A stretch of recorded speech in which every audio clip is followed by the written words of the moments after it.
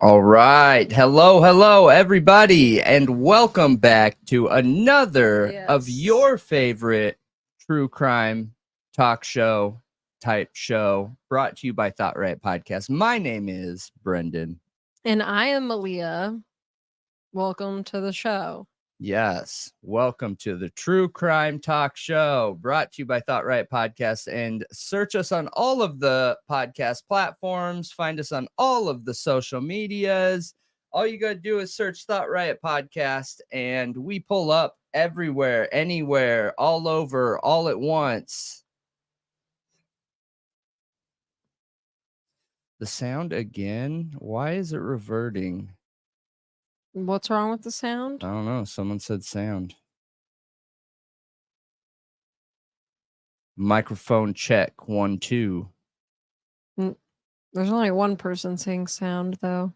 Can everyone hear us okay? Yeah, we're good. We're good. I just had to check it real quick. We are golden.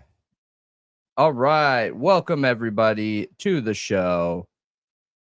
So make sure you hit that thumbs up button. Make sure you leave a comment under the video. We are a supporter-driven show, and we love any of your input. We love hearing about topics that you want us to cover. And most of the time, I would say 75% of the time, we get our topics directly from you. So if you have a case that you've been interested in, it doesn't matter if it's 6 months ago, 6 years ago, 60 years ago, 600 years ago. 600? Leave it in the comments below, and we will look into it. So welcome, everybody, and hello. What are we getting into tonight? So there's a couple things we're going to be getting into that, unfortunately, I didn't add to the thumbnail, and I probably should have. We definitely are going to be covering the some University of Idaho topics. Okay. Yes. I had made the thumbnail, and then I decided to go down a rabbit hole a little bit after that. And during that rabbit hole dive is when I struck gold. So we're going to be getting into some of that, and we are going to be diving through it with you. So what are you bringing? What am I bringing? What are you bringing? Well, I want to talk a little bit about Bryan Kohberger's phone and any possible downloaded information the cops could have got. We saw Andrea Burkhart talk about this on a recent video of hers, so I wanted to bring it up. And also, similarly, her calling out Bill Thompson, the prosecutor in the Idaho4 case, saying there's no legal basis in him requesting the hearings to be closed. And when we first read that, because we did read through that recent document on stream, I think it was literally the day it was put up there, it was posted. The I legal did say basis is his the motion to compels, these motion to compels, the 4th and the 5th, or what was it, 14th? Actually, I don't remember. I'm lost right now. I don't remember. Yeah, I got it's you. It's 4th and 5th, right? Yeah. So the motion to compel. Okay, May I think 14th. We're on the 5th. I think. Yeah, but it's on May 14th. Discovery requests. The supplemental. Yeah. Yes. So basically, they're going to be about things that are important to the alibi, most likely.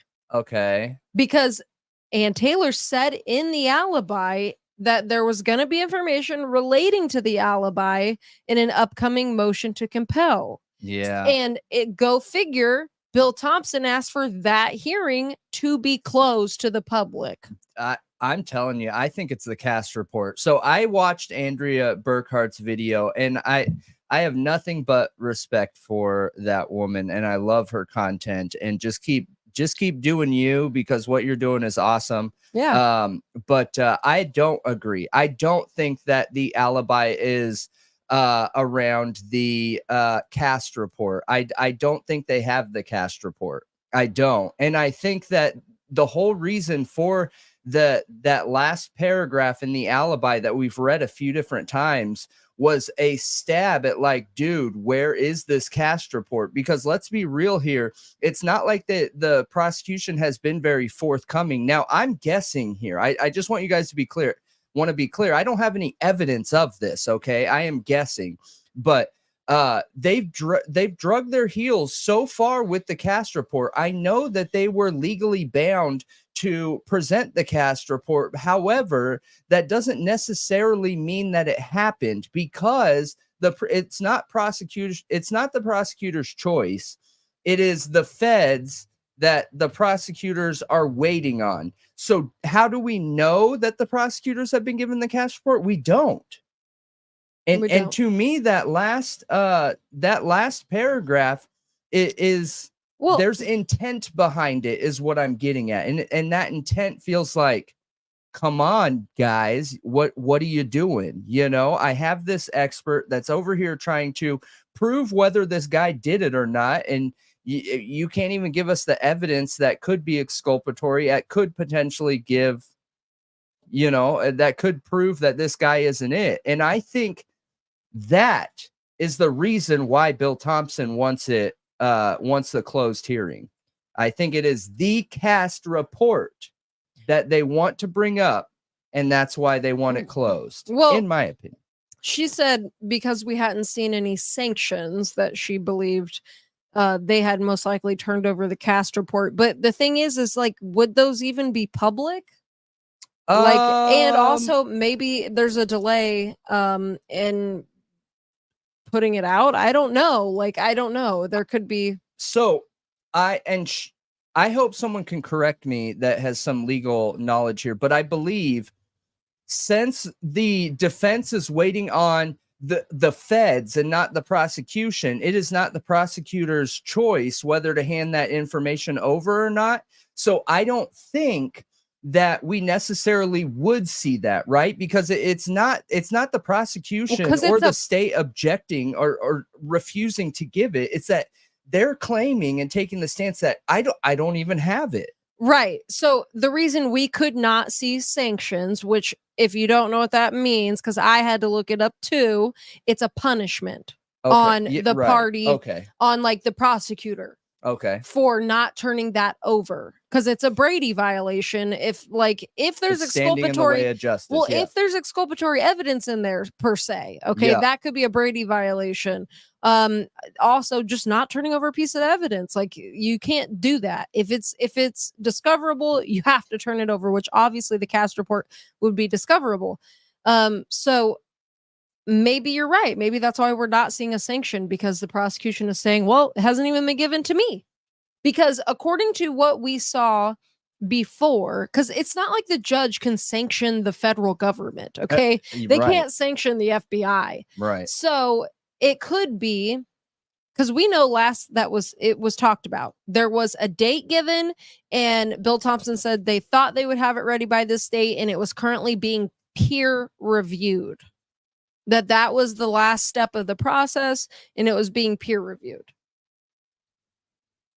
So the FBI could just be dragging their heels and not sending it over. Now, what are the intentions behind that? Are there intentions behind that? And yeah, there could be. There could be, maybe. I don't know. But yeah, I don't think they could sanction Bill Thompson if it's not handed over to him. I agree with you. And that's why I think that it is 100% about the cast report. I'm telling you. If I'm being honest here, I think the defense put this out in incredible timing is what we're seeing. If I was the defense and I wasn't sure or I wasn't confident with the investigation in a similar fashion that I can assume I'm not confident in the police investigation into this crime, I wouldn't want to show my hand very quickly either, right? You want them to show their hand on the evidence around the cell phone, because then they can't backstep and say, well, actually, it is this and not this. So look, and here's my other example too, because I feel like what I just said is kind of flimsy there. I have no way to prove that, but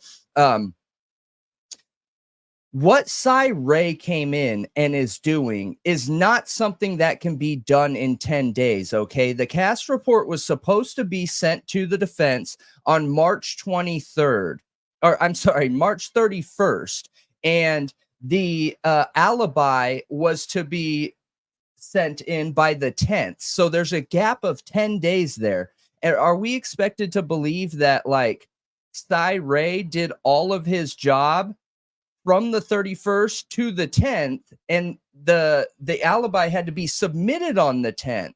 So no, there's no way that you could have gotten the field, did measurements, tested ranges, got open source data and information, and put it all together in an alibi and or have it ready for that alibi within those 10 days, because they wouldn't have been able to write that alibi without having the confidence in the evidence of Cy Ray. So you can assume most of Cy Ray's work is probably already done by the time they're writing that alibi, right?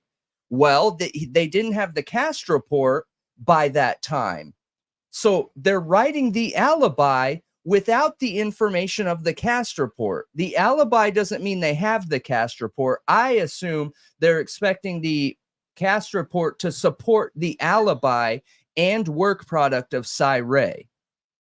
And again, I'm assuming here, I'm drawing connections here. You know what I mean? Yeah. So we're getting into this topic now then. I mean, we can, because you just asked me, opened it up. Yeah, you so. Just talked to me. You were just asking me what I was going to talk about tonight. So it's going to be this, okay, this conversation. But also, I wanted to. There's like a news story, breaking news story I wanted to bring up, which has to do with a Louisiana man being sentenced to physical castration. Kind of insane. Like, you don't hear about this very often. What's going on with my mic stand? So I wanted to talk about that. There's also, we wanted to talk about Rachel Morin a little bit. I just don't think that case should fly under the radar. So we're gonna retouch on that. And yeah, you said the University of Idaho.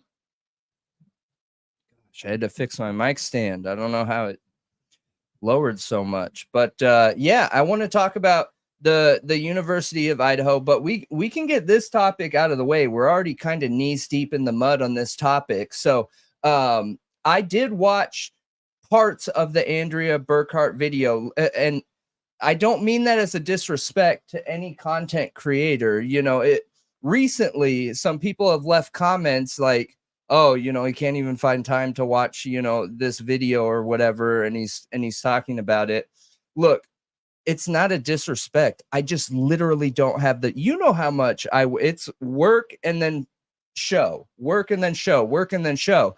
I go to bed at like 2 or 3 a.m. and I wake up at like 8 a.m. or earlier, between 6 and 8 a.m. So I just don't have the time, but I did find enough time to watch the majority of Andrea Burkhart's video, literally like 75% of it. Here's the thing. The majority of the time, we're never coming on here to criticize or critique somebody's video. So I don't see how it matters if you watched the whole thing or not. Like, if we were giving a review or critiquing it, like, yeah, then it would matter. All we're doing is bringing up pieces of information from the video to talk about. So and we're never calling anybody out. We're never doing any of that. Right. And I'm not sharing that information to try and explain myself. I'm sharing that information because one of the people who left the comments that brought that topic up is somebody who has watched us for a while. So I want to be able to answer and respond to our viewers. I think that's really important. And also one of the differences between us and a show that you see on mainstream news on TV, you know, is we're able to be a little bit closer to our viewers and respond a little bit better with those concerns. So I just want to make sure that it doesn't come off like that for anybody's video that we might be talking about. Because gosh, trust me, if I could, I would watch as much content as I possibly could. I literally just can't. I wish I could, but I can't. So yeah, I watched quite a bit of it. And like I said in the beginning, Andrea Burkhart is awesome. And it's somebody that we have kind of bragged about and talked about as long as we've been making content, because she's one of the go-tos that is not afraid to go against the grain. Right. And you see it on Jesse Weber's show, where Jesse Weber was not being so nice to her the first time. Okay. I'm talking about the first time they were together on the show. In my opinion, he wasn't being very nice, and she conducted herself with total grace and strength, and was awesome on there. The second time she came on his show, it was much smoother. He conducted himself way better. He probably saw the feedback. I hope so, because that first time I was like, oh, dude, that is, what are you doing? You know? Yeah. But anyways, she is just an awesome person to look to when you're looking for legal input, you know? Shout out to her. Yeah, she does a great job. And I will actually post her link here. But so what other topics do you have on? So she brings up the Bryan Kohberger's phone, and she talks about in the alibi, which I honestly, I need to pull it up so I can read that exact part, because the verbiage, I think, matters. I just posted the link to her YouTube, you guys, for any, you know what? We have so many viewers that are not, okay, here you go. For everyone else, now you should be able to see it on all the other platforms, okay? So if you guys want to check Andrea Burkhart out, it is A Burkhart Law, and she is also on Twitter quite a bit too. For anybody in on any of the other platforms that are not YouTube, we just posted the in there, so you could also look at this timestamp and find it too, if for some reason you're having trouble, you know, finding it. So, but yeah, great content. One thing I will say is, and what, you weren't talking, so while you were looking stuff up, I'm talking, so we're not sitting here in dead silence. Are you ready? Okay, go. No, go ahead. Say what you were gonna say. Go ahead. No, finish what you were gonna say. I don't want to take us in a different direction. So it's going in a totally different direction? I don't know. I'm not going to take that risk. Okay. Okay. So before, when we were talking about the phone, okay, Bryan Kohberger's phone, we operated under the assumption when talking about this alibi that we don't know if it's confirmed or not, if they actually got access to his phone and downloaded from things like data from his actual phone, because we know that you can get those things from the cloud and background application data and other things. So they could have got pictures from his phone without actually getting a forensic download of his phone. Correct? I mean, like his iCloud account. He could log into that and get his pictures from that. Yeah. The only thing I'm trying to draw a separation from, are you talking about like if they got a warrant to force him? I don't care how they did it. Okay. I'm saying so they would have to go through Apple for that, because technically, like if you have an iPhone and your iCloud has saved storage, they'll get warrants. Law enforcement will get a warrant and submit that to Apple to pull that data. And Apple doesn't comply. So never. Apple does not comply with law enforcement. But the point is that, and I'm not even talking about law enforcement. We were even talking about his defense getting access to his iCloud. And one thing Andrea Burkhart talked about in her video was, at the beginning, she played a clip from Kohberger's public defender back in Pennsylvania, where he says that Kohberger was ready to be exonerated or looking forward to being exonerated. And she said that this alibi reminded her of that.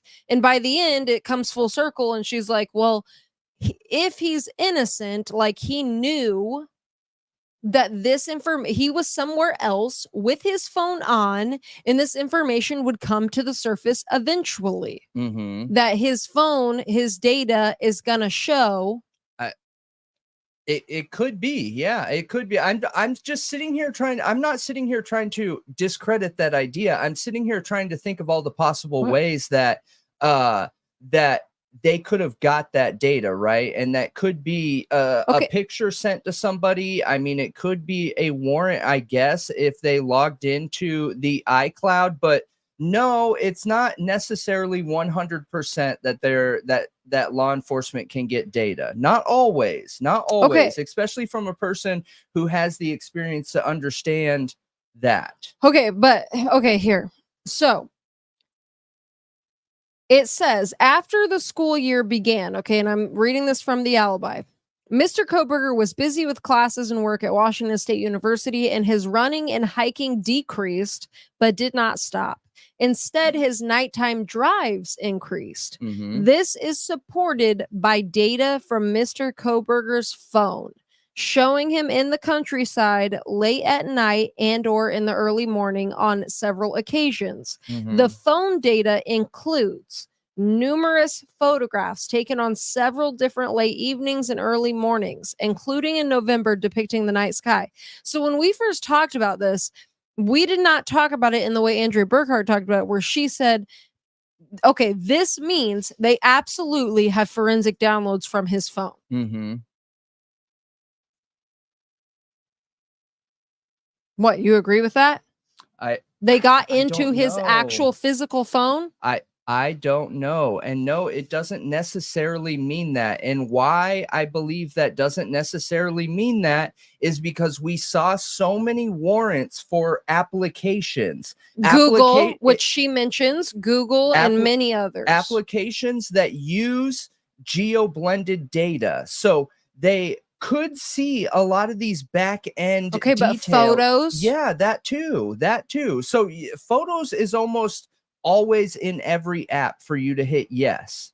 Right. I don't believe this means 100% that they have access to his phone. But they could have access to his phone. That's why, listen, this is such an open book, and it could go so many different directions, you guys. I don't think people understand like how much access an application gives to your device. The amount of access an app gives to your device is absolutely terrifying. All they would need is access to one app, and they could have all of that. So I don't know. Yeah. Like, my point isn't to come on here and say Andrea Burkhart's wrong. She could very well be right. For sure she could. I don't know. It says it's from his phone, but that I don't know if that necessarily means it's from his physical phone or from apps, from things that were on his phone that they got warrants for and got a hold of, because Kohberger was going to school for forensics in technology, cloud-based forensics. So you would think, and now maybe he is innocent and he didn't have a 6-digit PIN. He had Face ID and they could access his phone because he's innocent and he's not thinking like a criminal. Like, I need to make sure nobody can ever get in my phone. Yeah, I agree. Maybe he's not thinking that way. So maybe they did get easy access to his phone. Yeah, only I think like a criminal in that way, I guess. But, or, he could have a 6-digit PIN and still be innocent. He could totally be innocent and still have his phone on lockdown because of what he understands about technology. A lot of people understand that, so why a 6-digit PIN is so much more safe than a 4-digit is because the amount of variables goes up so high for a brute force attack for your phone to be plugged into a piece of software technology and forcibly check the amount of logins. At 6 digits, it's just not possible. So, yeah. Do you understand what a brute force attack is? Do. Like, it takes in a whole bunch of data, all the information it can gather on you, and comes up with likely scenarios, and will input that and take into account like how many tries you have, You know, it's a computer that's doing an endless and perfect amount of math to come up with variables to break into that 4-digit pin. Oh yeah, because you only have so many tries on an iPhone. Yeah. So it can't just sit there and do it endlessly. Right. Okay. They used to do that. A brute force attack essentially is just a constant, endless amount of attempts. Just, you know, 1 1 1 1 1 2 3 4 1 2, or 1 1 1 2 1 1 1 3 1 1 1. You know what I mean? Now they can't do that today, but I would still consider gathering data and information and intelligence on somebody to come up with what their 4-digit pin is as a type of brute force attack. Sure, I mean, yeah. You're configuring variables to work in your favor to, you know. Yeah, of course. Yeah. So it is very possible, but he could have still had Face ID on top of a 6-digit pin. And you said when you have Face ID, they can get a warrant to force you to open your phone. Yep. Absolutely. They'll hold you down. They'll strap you to a Hannibal type table and open your phone. Absolutely. Yeah. So she talks about the second motion to compel in this case, where they basically, there's been Brady implicated in this case from as early as the second motion to compel about the cast report, which is why I think she went on to say that she thought it had been turned over because there's no sanctions because they've been waiting on this for so long, I guess. I don't know. Look, but she could totally be right. I just want to be clear, and I am not an attorney. I have no connection to the legal side of things at all. So if I'm going to listen to anyone, it's definitely going to be her. However, based on my experience of this case, I do feel like the cast report was not submitted. I just don't feel like it was submitted because they're leaning so heavily on Cyray's information, not the information that you would find in a cast. Because look, like, people, I've seen a lot of people have this idea that the cast report from the FBI is focused on the cellular triangulation. And that's kind of why we went into the entire cast report the other night. It does not only do that. It doesn't. It is all information that's in your cell phone. It's GPS too. It is GPS. It is the cell phone triangulation. It is the GPS trilateration. It is Google Earth Maps Pro. It is anything with background application. It's anything connected to your device. Well, that's kind of what she went into, and how, like, these two experts, like, you know, Ray is going to be able to look at what the cast report is bringing, and did they use all available information, all available data to make this determination, or did they leave pieces out? Right. And could it be intentionally because it could exonerate Bryan Kohberger? And that is again a Brady violation. So she's saying, going back to the second motion to compel, there's been the defense bringing up Brady when it comes to the cast report that we have known for a long time. There's issues here with this cast report. There's issues here with this phone analysis, the data analysis. And we've been calling that out literally since the beginning of covering this case for us. What if that original Brady request has absolutely nothing to do with Thompson and any shadiness of law enforcement officers, and it has only to do with the cellular data? And because remember, Ann Taylor asked for the training records of the officers. What if she's asking for the training records, not because she wants to question the morals of the officers, but she wants to question, well, how could they make these determinations around cell phones when they've never been trained on cell phones? You know what I mean? Exactly. And maybe this is going to turn into a cell phone trial, you know? Yep. It very well could have a lot to do with that. I mean, again, then you come back to the DNA. Like that, the DNA is what's going to stick in these jurors' heads more than anything. I sure hope they have somebody that can describe it really good, how unreliable it is. We'll see. Because it's not a bodily fluid. Like, that is very different. It is. Bodily fluid at a crime scene versus skin cells that can be passed from person to person to person, as we've seen, you know? Mhm. But she also mentions like the Google warrant and how they got Google's they're everything. right. Mm. Well, they had a warrant for him for his location data through Google and everything, anything and everything. And then there was a second one to like cover all their bases to make sure they had everything when it came to Google, which of course, because Google's super important when you're trying to locate anybody. And Google works with law enforcement. It's one company that works really well with law enforcement and one company that all of us use. If you're on YouTube right now, you're using Google and it's tracking you. It's tracking all of us at all times. Yeah, we've had that conversation. I think a lot of our viewers got scared with that conversation. You remember that one time where they're like, they did. What do you mean you know where we are? The app does, okay? I think a lot of people think that they can have a VPN and that saves you from being able to be located, and it does kind of, but not for people that know what they're actually doing. And an app like YouTube cannot be used no matter how many times you go into your Chrome browser and change your location in the background settings. Like, none of that stuff works. You could have a different location there. You could have your VPN up at a different location. You can have all these different locations, and then you still will be tracked because you cannot use YouTube without giving your authentic GPS location from the device that you're using.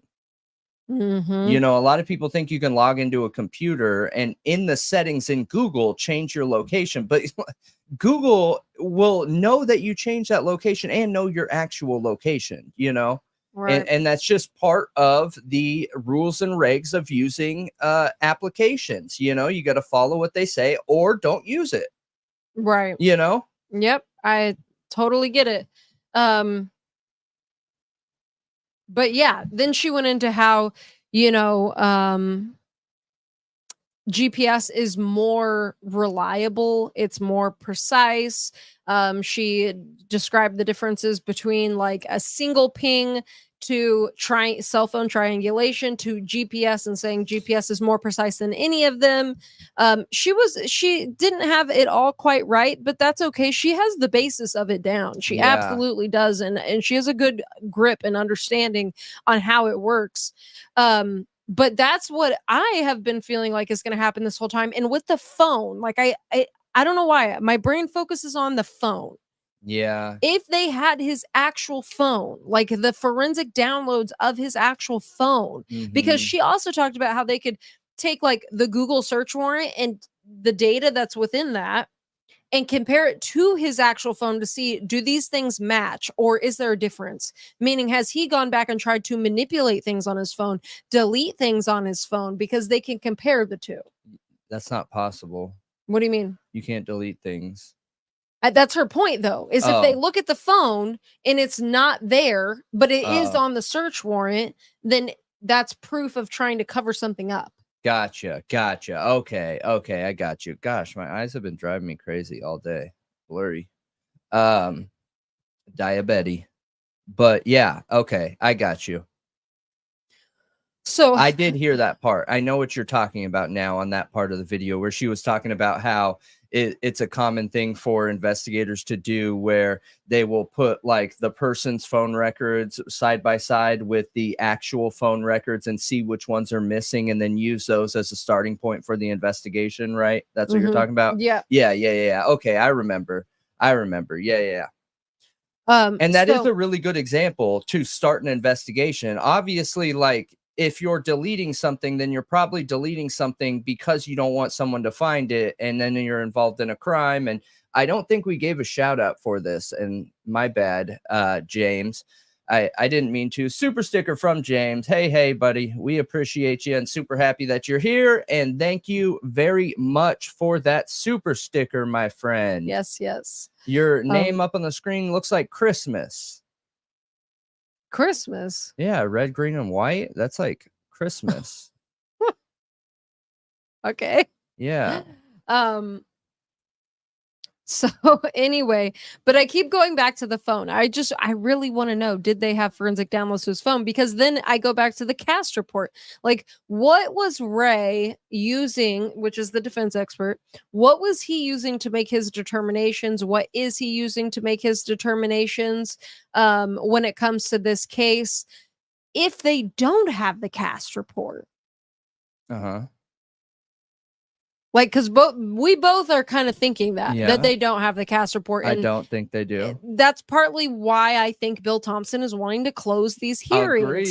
Agreed. Is because I think that it definitely has something to do with that. There's something shady there. The fact that the defense has been calling Brady on the cast report since the second motion to compel, the fact that Bill Thompson was so willing to basically violate the non-dissemination order. I feel like that's what Judge literally said in his thing about the surveys, where he made the decision to let the defense continue, was Bill Thompson violated the non-dissemination order, and because of that, now this is public record, so you can use those in your questions. I know. I'm starting. Listen, I think everyone could agree. I've said this from the beginning that I have never been worried about Judge. I've been worried about one thing, whether he has the heart to put his foot down and be a jerk and take control when he needs to. But the past few rulings, I was like, dang, that's fair. That's really fair. And I've been really happy with that, because again, Bryan Kohberger could be totally guilty, 100% guilty, absolutely. And we still want to see a fair judicial system and let the guilt of the evidence and conviction convict him, right? So with that, the closing the hearing, okay? The fact that it was just brought up in the alibi, that this upcoming motion to compel was going to have information about the alibi, it really makes me wonder what's going on here. What is included in this? And we know it has to do with the alibi. And the fact that Bill Thompson suddenly wants to close two hearings back to back. I agree. I agree. There's something. Now going into Andrea Burkhart's. So if you guys don't know, she has a Substack, which I didn't know until recently, I didn't either. I think Speedy Bird pointed it out in the chat, and I was really excited to find her Substack. But her recent posting, and definitely go check it out. We can link it. I can. Yep. Okay. So I'm not going to go through and read the whole article. I definitely want you guys to go check it out. Subscribe to her Substack. I think it's completely free. And read it for yourself. But she mentions in here that Bill Thompson cites as his sole basis for this request to close the hearing, okay, these two hearings, is ICAR 32G. And she says this doesn't even apply here. So this is a little quote, okay, from her article. There is no other legal authority cited in support of this request. ICAR 32 is entitled Records of the Judicial Department Examination and Copying, Exemption from, and Limitations on Disclosure. The rule covers court records subject to disclosure under Idaho Public Records Act. It defines court records as written materials in a court file. It's a long rule, but there is not a single reference anywhere in it to closing court hearings. Moreover, the subsection the state has cited, subsection G, has nothing to do with this hearing. Subsection G establishes specific exemptions to disclosure for certain court records, none of which are implicated by this motion. And it goes through a long list of like just random things, okay, documents, it literally makes no sense. So in summary, the sole legal basis for the state's request doesn't support it. It gives the court no authority to do what the state is asking it to do.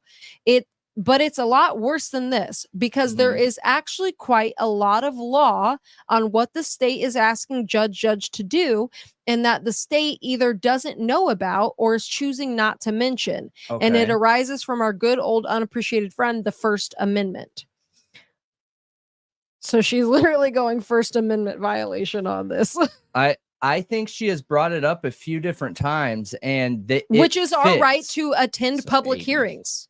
The First Amendment includes our right to attend trials, attend hearings publicly. Absolutely. It is we're entitled to see it, discuss it, criticize it, and participate in changing it if we choose.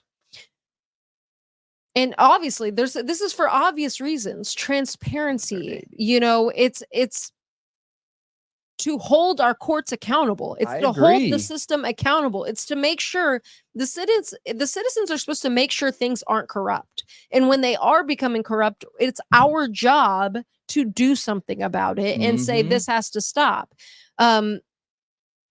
Which is why I really can't stand when it feels like so many people in the justice system are putting down people who are into true crime. Like, we should care about these cases. We should care about justice. We should care about our justice system. So I thought this was a really great article, and I think that her argument is compelling, very compelling. Yeah, no, I'm right there with you. I think it is too. And I think it needs to be talked about, and I think it needs to be looked into. I think it needs to be heard. And it's the only way we could have a fair judicial system, honestly. And again, that goes back to the original statement here that that regardless, if Bryan Kohberger is guilty, like hands down 100% guilty, we need to make sure that we convict him in a fair trial. Otherwise, when law enforcement and cops start getting shady with the way that they're investigating and handling situations, what that ends up doing is risking whether that person, that suspect, gets released. And this, okay, the fact that he wants to completely close it to the public is concerning. Not just not have it streamed, okay, but closed to the public completely is concerning, because this could have potential Brady implications, okay? As we know, the defense has alleged with the Cass report and things to do with this alibi. And there's also I mean, wasn't that one of the things in their appeal to the Supreme Court, that there was prosecutorial misconduct? And then they ended up retracting that or something like that? There's so many concerns in this case right now that we don't even know. It's too sealed up. We don't know it. And so we're only left here to speculate the best we can. Well, that's what's wrong with closing the hearing. Agreed. Is that 100% the transparency would help us hold the courts accountable, hold the prosecutor accountable. And the fact that you want to close that off and hide it, that is not good. That is not good. It doesn't look good.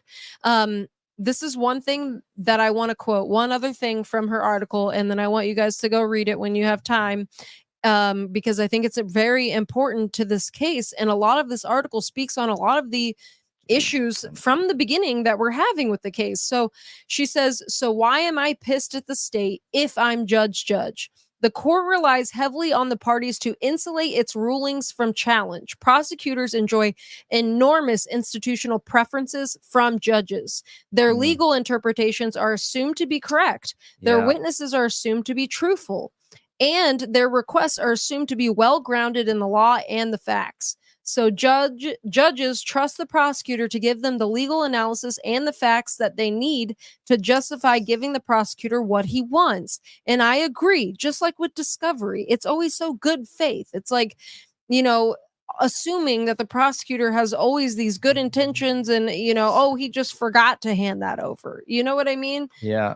Or, you know, he doesn't know about it. You know, I can't give you what doesn't exist. You know, that whole argument, like, prosecutors do enjoy a lot of benefits, a lot, because they have a lot of trust from judges, and a lot of judges are prosecutors. A lot of judges, most of them start, as prosecutors. Like almost all of them are prosecutors in a robe. Okay. Absolutely. So our justice system is slanted by that sometimes. And I think there really needs to be an effort to change that. defense attorneys, I don't know, why do defense attorneys not become judges? I mean, Are they I just think too that- wore out no, by the end of their career? I mean, that wouldn't surprise me. Yeah. But what I feel like we see happen is you have a lawyer that either leans into the state and the legal side of things, or you have an attorney that or lawyer that leans into the human aspects, right? So the Mhm. defense and humanity. You go one or the other. Right. So great work, Andrea Burkhart. Again, shout out to her. This was an incredible article. And the video about the alibi was also Yes. very, very good. Killing it as always. If she ever listens to our stuff, though, the one thing I would just suggest that's like a really big thing in here to remember is that GPS does not come from the satellite to your phone. Oh yeah, so that She is made a comment. one thing that- she got a little confused, that GPS doesn't rely on ground towers the way cell triangulation or cell Mhm. pings do. Yeah. That it's, oh, there's nothing to block it because it's going straight up to a satellite, basically. Well, it does rely on ground towers. Yeah. It goes to a radio tower and then up to a satellite, and it is heavily affected by weather, landscape, Yeah. all kinds of things. But yeah. Just because she makes such good arguments does. that like I just don't want like one little tiny baby piece of evidence or facts or whatever you want to call it, and have someone be like, well, you know, that argument isn't valid because of this, or this. When look, GPS, we've said from the beginning, is the most precise. Okay, I don't know, I have a hard time saying accurate. It is the most precise, and what I mean by that is that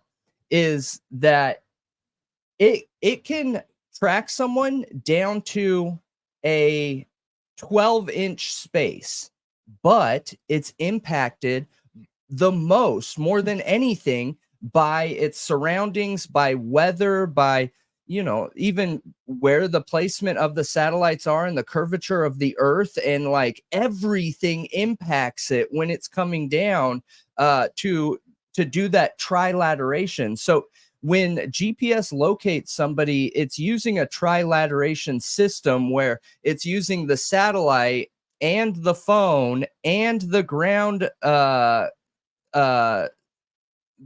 locations and going back up to the satellite. So it's effectively creating it like a triangle to locate them, you know, in similar science to the cell phone triangulation. Yeah, Which is interesting. It's definitely interesting for sure. it is. But yeah, that's all I really have to say about that.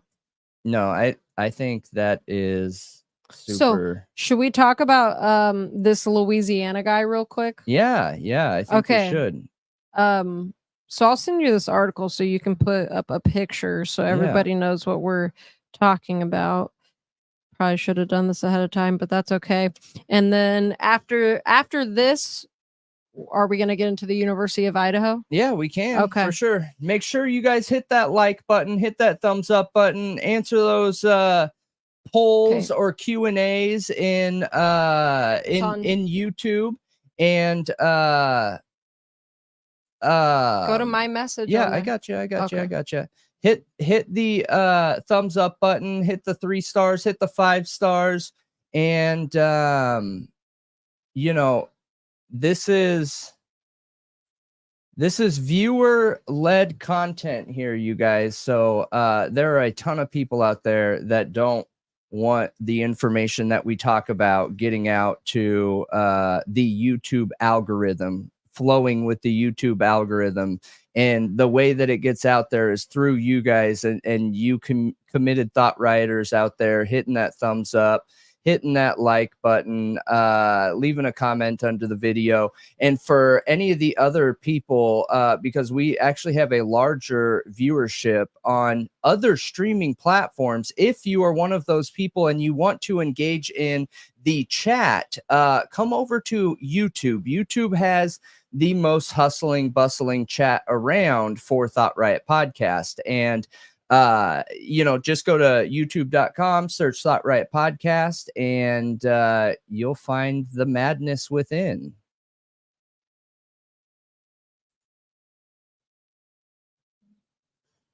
So share it with family, friends, and everyone in between, because especially lately, they've been trying really hard not to have our videos get seen. Yeah, very much so. But so it doesn't hurt anything. All it ends up doing is helping. This is okay. Glenn. This is insane. It is insane. This is Glenn Sullivan Sr. He is a 54-year-old man who pled guilty to R-wording a teen multiple times, resulting in pregnancy. And he was sentenced to 50 years and physical castration. I couldn't believe this when I saw it. I guess I'd never heard of this before. I heard of chemical castration, but I didn't realize it was something that could actually happen. I mean, I don't know how I feel about it. I think that I think it's okay. Most people would I don't know how I feel about it, because look, I think it's okay. I'm not against it. Let me say that. I'm not against it. Let me put it that way, okay? So we know that especially very specific and certain types of assaulters, molesters, predators of children tend to not be deterred from that whatever preference, grotesque preference. Even when they get caught, even when they're charged, even when they serve time, they end up coming out and doing it again anyways. I think if somebody does it again, reoffends, if castration actually stops the interest, then I would probably be for it in a situation like that. Yeah, unfortunately, I think in some situations it may not stop the interest. Right. It may not. You don't need a functioning body part to engage in those types of acts. Okay, you know what I mean? Yeah, and I looked up, what does this mean? What does physical castration under the law mean? So this description, which comes from findlaw.com, says surgical castration for sex offenders is called an oh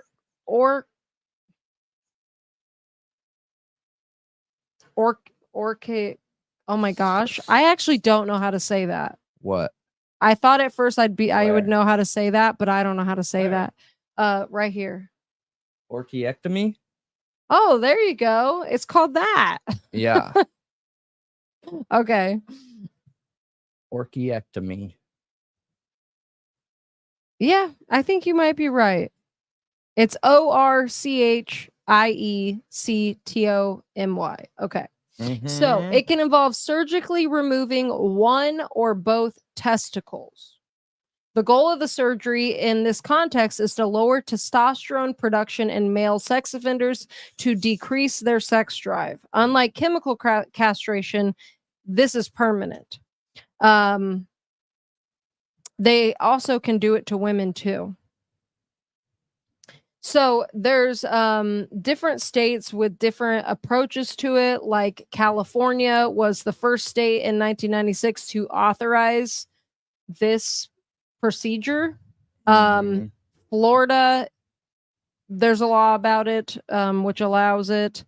Texas, Alabama, apparently Louisiana. It looks like Wisconsin, Montana, Oregon, and Georgia have stopped their laws and allowing anything like this. Okay. My only thing with this is if this is the direction that a state is going to go, in my opinion, they need to do it. They need to make it fair across the board. So there needs to be some kind of ruling that, you know, if you're an offender and you reoffend, then this is what happens, and it happens to everyone the same, right? Because when I look at this, I think, okay, well, why this one person when guaranteed there's a whole bunch of other people that also have similar crimes? If you look at the overall numbers of people who take advantage that are predators, okay, that are predators. And remember, you guys, like I've talked about this a million times, I'm a victim of that situation. And they are out there, and they are plenty. There are a ton of them out there. So what makes this one guy different is where my mind initially goes. Why aren't we doing this for all of them that are conducting themselves in a similar fashion like this? Yeah, and I understand the argument of why not just put them in prison forever. Well, I don't know how Louisiana laws work, but he's got 50 years and he's 54, meaning he's going to be in there for the rest of his life unless he was allowed parole, you know, privileges, or if there's some kind of, you know, thing where it's like half your time, you know, like what I forget all of those things. But I gotcha. Just being out in public. Yeah. I mean, he did this multiple times and got the girl pregnant. Okay. A 14-year-old. So, jeez. I mean, I think reoffenders, honestly, it's such a horrible crime. I do want emotionally for them to be put away for the rest of their lives. And the only reason why, go ahead. I also understand the constraints on the justice system, but I say let out all the people who got arrested for smoking weed, and then we'll have plenty of room. Yeah, and look, here's my thing with so the reason why I wouldn't do this for a first offender, because there's a lot of people out there that absolutely despise predators. I'm right there with you guys. I was a victim of this, right? When I was 4 or 5 years old, I was a victim of this type of behavior from a female family member. And there's nothing you can do at that age. You're a true victim. There's absolutely nothing you can do. It affected my whole life for, you know, over 2 decades. So, but when I look at situations with first offenders, are there situations where, you know, it gets into a gray area where people could be charged that might not completely fit that mold, but are right on the line? And I feel like not doing it for first offenders allows you that little bit of wiggle room to really determine who are the true monsters versus somebody that could serve time and have their behavior corrected. Because that idea, even though these people are disgusting, that idea that that people can't change, you have to give people the opportunity to change. You can't not. That goes against everything of almost every judicial system out there. You don't make one mistake and you're condemned forever, okay? So, in my opinion, you get the chance to change, right? And if you reoffend, sorry, losing it all, you know? I see what you're saying, but I think that's if you offend one time, there needs to be some kind of program, okay, where you do your time and then you are put through intensive mental health therapy. You are watched like a hawk. You are spied on like you are a terrorist, okay? It's not worth the risk, okay? That's why I think that, look, there's plenty of people who have talked about having these feelings and not acting on them for their entire lives. It's the fact that, and everybody has, like, you know, like I've envisioned killing somebody before. You know what I mean? Everybody has bad thoughts sometimes, not about this, but those people that do, if they act on it, then that's like one of the worst things you could ever do to a person. The fact that they can cross that line is so dangerous for any child they come into contact. I hear you. Like, and what happens there for me, there's just not a crime out there. You know, people are disgusted by predators, rightfully so. I'm not saying they shouldn't. This is a very, very heated topic, but like this idea that you do something once and you're condemned forever. I just can't get behind that ever. Never. If we allow murderers out, people can change. Okay, look, what happened to me was despicable and disgusting, and nobody should ever have to go through that. But look, I'm alive today and I have control of my trauma today. You know what I mean? Yeah, I think that it's just because people hate these. Of course. And we had somebody in our Discord last night posting a picture of somebody who harmed their daughter. And, you know, he got a year of probation. Like, that's the kind of stuff that can't happen anymore. Like Audrey Cunningham, okay? Yeah. That's the kind of guy that should have never been back on the streets. I agree. He should have been being watched like a hawk. He wasn't even on an offenders list when he should have been. Yep. So, I mean, I just think no matter what, there needs to be more done. There's just not enough being done. But anyway, April 17th is when Glenn Sullivan, this man, this monster, pled guilty to 4 counts of second-degree R-word.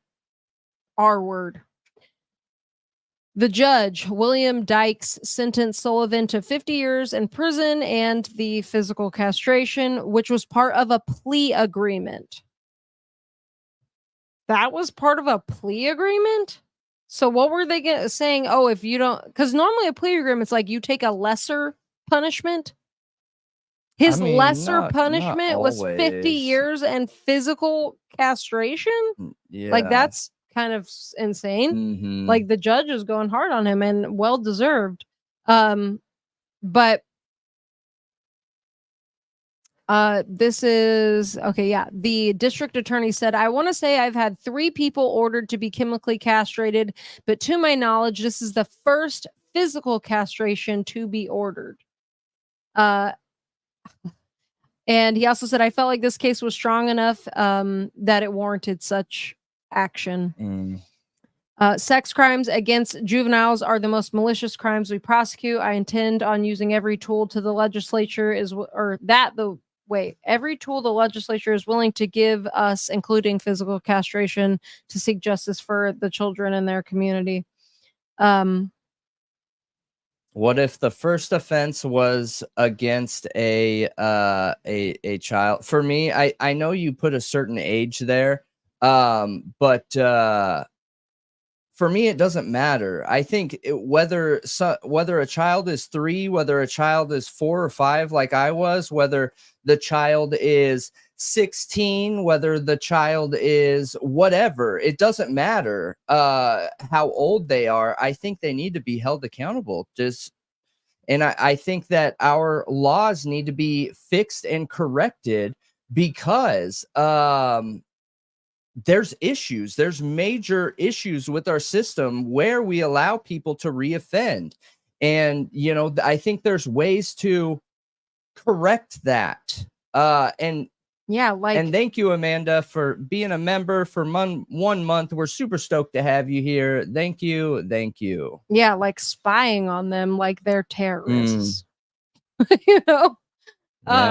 Yeah, I don't know. I almost would consider making the punishment worse the younger they go. But honestly, all of it's bad. Like the young boy we just looked at yesterday, that creepy guy that bit his ear, like that situation. Jeez. Yeah.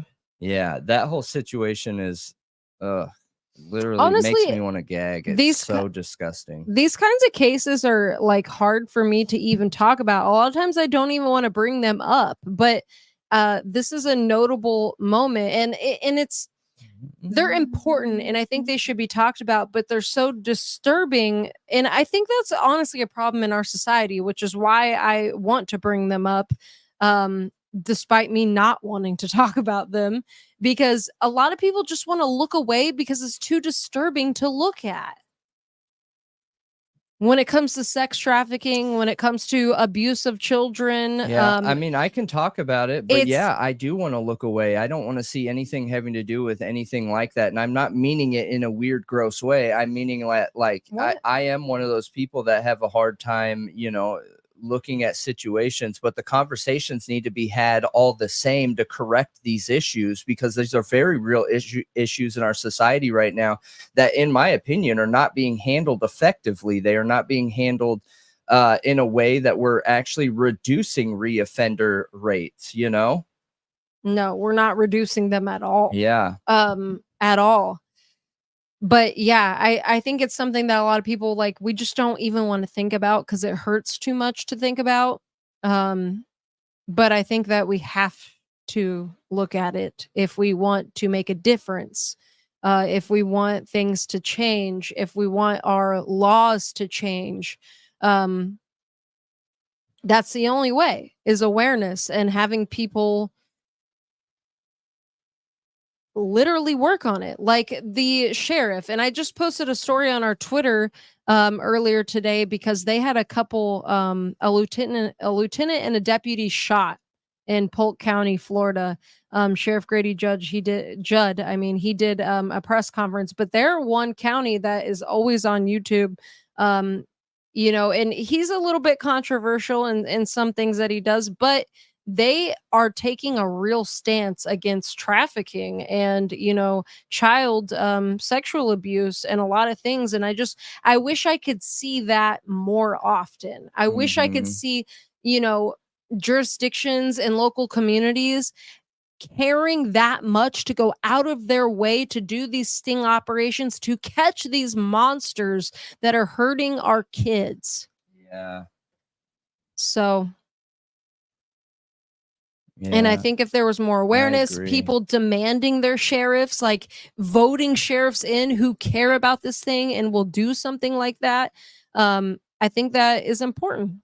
And that's where your vote should go. If somebody is talking about it and is willing to do something about it, then you should be voting them into office. So, yeah. Yep, I agree. But I'm curious what you guys think about this procedure being done to offenders. Like, I'm curious if it even works. Like, is it just wasting money? Like is he going to be in prison for the rest of his life? So what's the point? Is it... Like, I know there's a lot of arguments online about it being cruel and unusual punishment, but hello, this man, what he did was cruel and unusual punishment to a child, essentially. So, yeah, I don't know. I don't know. This is a hard topic for me because I don't think that I can just say, "Hey, yes, I'm down with them doing this kind of thing," and I just have to explain that I'm not against it. It's that we have so many issues with the way that we handle and or convict predators in this way, and the ineffectiveness of handling those predators, that, like, look, I can sit here all day and say, yeah, I co-sign this kind of thing happening, when that's not enough. It's just not enough, because sure, do this, but this doesn't stop those types of situations. So, like, what are we doing to prevent the reoffenders is what I want to know. You know what I mean? What are we doing to prevent that happening again? I don't know. And this isn't the way, in my opinion. I don't know. Is it? I mean, I would need to see research on it. I don't think so, because I've known people that don't have those parts and they still have those types of encounters. Obviously not with children, but like adult and adult. So that removing those do not guarantee somebody's interests. Yeah, that's true. There's people who can't use that part of themselves and still do things. So yeah, I see what you're saying. But yeah, I'm curious what everyone thinks about it. And yeah, Heather did share it with me in Discord, and I appreciate that. You know, we love hearing from you guys and, you know, taking stories or cases that you suggest and talking about them. Absolutely. You guys share some of the most interesting stuff, I swear. Okay. Man.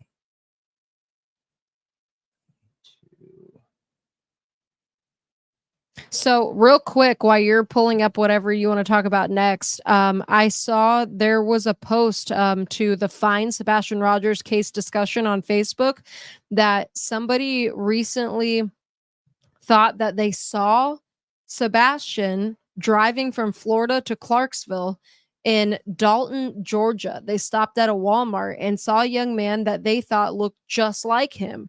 They saw him 2 different times in the store, and the first time they saw him, they're like, that kind of looks like Sebastian. And the second time they're like, whoa, that really looks like Sebastian. Really? And he looked a little bit older than in his pictures. He was clean, well kept, and happy looking. He was with a man about 30 something. I'm not sure if it was him, but he sure looked like Sebastian. So they sent it into the tip line. Really? Yeah. Dalton, Georgia. Wow. Okay. And dude, if they thought it looked like him, why didn't they say Sebastian? Is that you? And call. And the person that is suggesting this, they aren't a true crime creator or online with any sort of following. I do think those things need to be taken into account. Now, I'm not saying that if somebody does have some kind of following or whatever is going on, that they can't be believed, but that is a factor, right? We always have to take into account all the factors at play.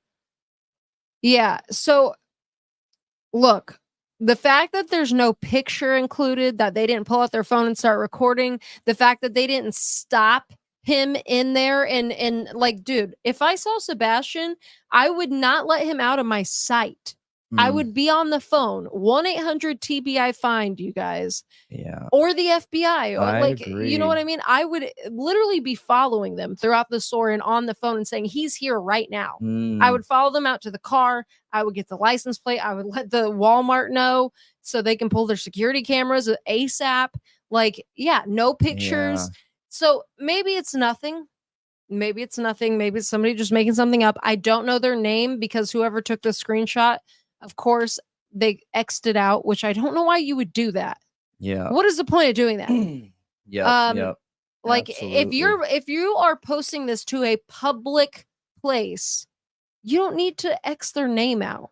And the date that it was screen grabbed is silly to me. But right. Yeah, it's weird that they also said they hesitated to report it, but then did. So I don't know.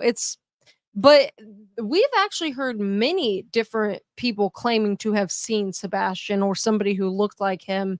One in like, I don't know, what is it? Pigeon Forge? No. Gatlinburg or something like that. And then this one, and then there was another one. But it seems like it never leads anywhere. But again, you guys, if you see something, say something. Keep an eye out for Sebastian. This poor kid, he could literally be anywhere by now, anywhere on the planet. So share his face, share his name, share his story. And again, 1-800-TBI-FIND.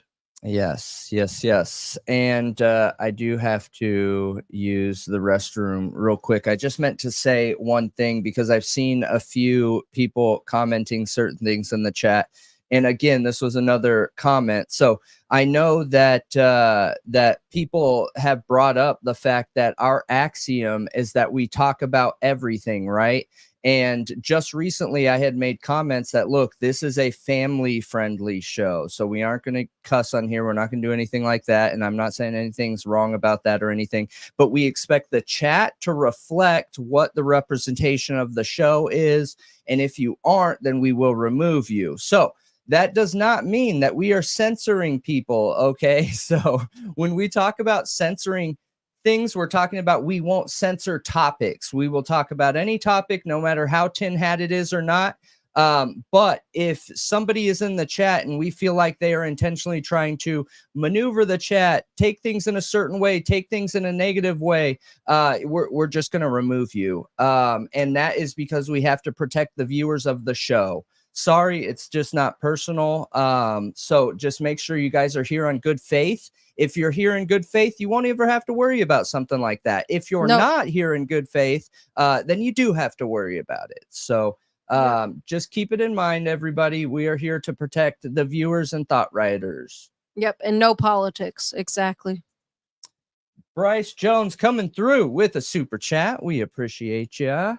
Y'all need to cover Chad Daybell. We do need to update. I know. We here, I'll finish. Have John Dellen as a guest to cover all the Mormon lingo from Mormon Stories. Oh, I love him. Mormon Stories is incredible. It's an incredible podcast. And he is doing God's work, let me tell you. He's doing really well, man. And look, you guys, we are stretched super thin right now, because we are in escrow for a new studio location, and that has taken so much time, so much time.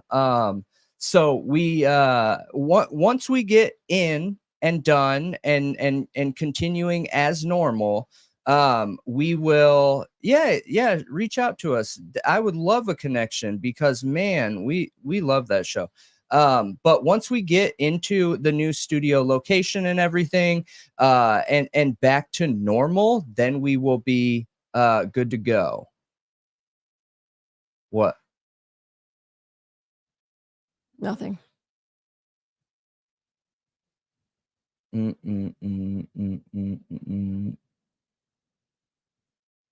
Okay, I got to use the restroom real quick. Do you want to just breach on Idaho4 again, since we're going into an Idaho4 topic? Or I guess we can start this, okay? So here. What? Because we're going to be reading from it. So what do you guys think? Should we do the cell phone evidence of Rex Heuermann or the University of Idaho topic? U of I. Okay, fine. Definitely U of I. I think Heuermann and I try to cover all the topics of the thumbs that we put up there, and Heuermann's on the thumb, but that's okay. I can fix it and adjust it, and then do it next time. So here we go. Yeah, so we are going to dive into the Heuermann cell phone evidence, and I also still really want to dig, and I brought it all tonight, but we'll come back and we'll do it tomorrow night. Ray, the expert. There's things I want to talk about when it comes to him. So it sounds like tomorrow's going to end up being a cell phone night. Okay. With Heuermann and Ray and some of Ray's past cases, and some of his work in the past. So tomorrow will be all of that. But this University of Idaho story is too juicy. Like, I just can't not talk about it. We got to talk about it ASAP. It's just too much. We talked about, so last night, you guys, we talked about the young boy, Tommy Reed, a college student at the U of I, where the Idaho4 case is from, who was attacked by a mob of probably frat members, football players, other college students, like 40 to 50 of them, who some wore ski masks, some brought PVC pipes, and he was punched unconscious and had a concussion. And, it was silent for 2 months. Nobody said a word. His parents reported all of it and were, waiting, and literally nothing was done for 2 months. If you didn't see that story, definitely go back and check it out from yesterday, because it was really enlightening to the culture of this university and things that go on in it. And I think just the further we get into this Idaho4 case and looking at every little thing that's connected to it, every little thing that's connected to this university, and Scott Green, the president of the university, and things that are just attached to this town, and things that have happened in the town, deaths that have happened in the town, the more concerning it gets. It's very, very concerning. So the title of this: University of Idaho funnels $7.3 million of Phoenix consulting to President Green's former employer. Now, Hogan Levels, or is it Levels? Yeah, Levels. Okay. Make sure I'm pronouncing that right. That is his old employer. Okay. A law firm. Hogan Levels' invoices obtained through public records requests reveal little more than the bottom line, because U of I officials blacked out records almost entirely. Now, this is an issue, okay, that has happened. Like, for instance, the interview room. They recently made a public records request to the U of I to get the breakdown of what they spent the money on from that $1 million the state of Idaho gave them for an emergency fund when the Idaho4 murders happened. And they redacted a ton. They are not supposed to be doing that. They are supposed to be transparent. This is illegal. All of this, that whole title, all of this is super illegal.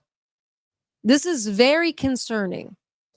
This story was originally posted on Idaho4News.org on February 27, 2024. Okay.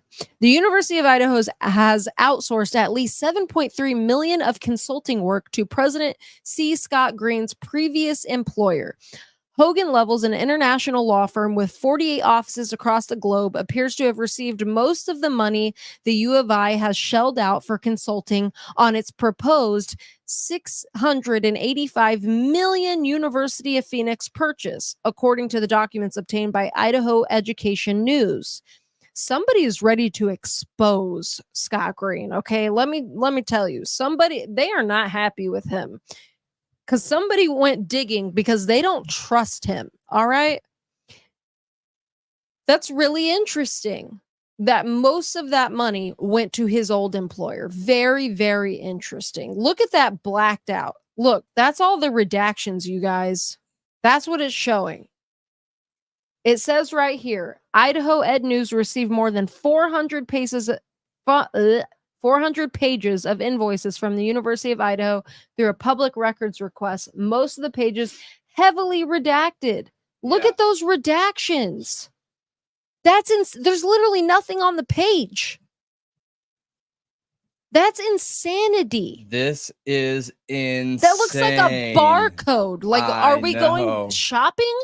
What's happening? So essentially what they said on another article when I was digging into this, because this was my my rabbit hole I started going into, was all they essentially offered. Did you already talk about how long it took?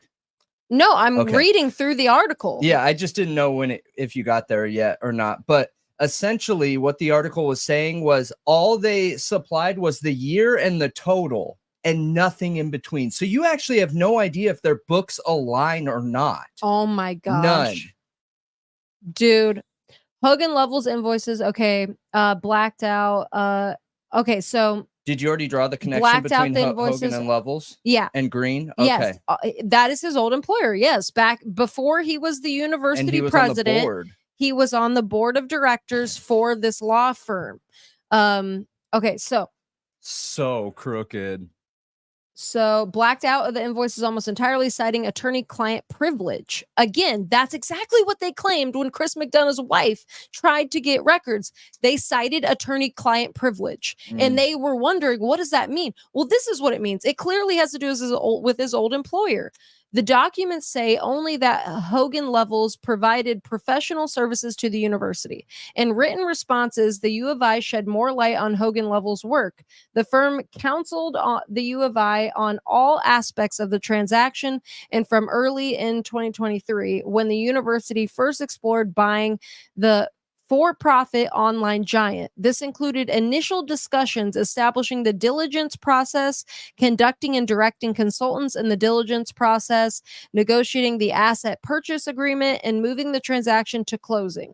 The U of I also answered questions about the current relationship between Hogan Levels and Green, who was the firm's global chief operating and financial officer until the summer of 2019, when the he was the global chief operating and financial officer. It is insane. And I always wondered, why did he leave that job to become the president of the university? I never understood What's that. even weirder is that his family didn't follow him. Did you guys know that? Yeah. That his family didn't come to Idaho? I talked about that. I talked about it when I was reading his book. Yes, he left his family. And like, they're still there. Yeah, I know. He left this amazing job behind and his family to come become the president of the university. Yeah.